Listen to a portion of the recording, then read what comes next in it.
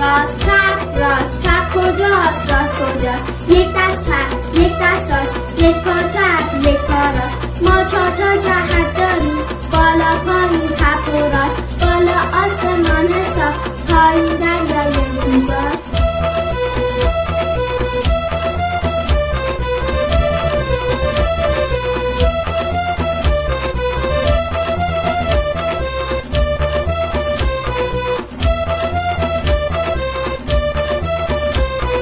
راست دستا با دست راست، چپ دستا با دست چپ. می‌نویسن چه زیبا، فرقی ندارن با هم. فارسی رو از سمت راست، ریاضی از سمت چپ. باید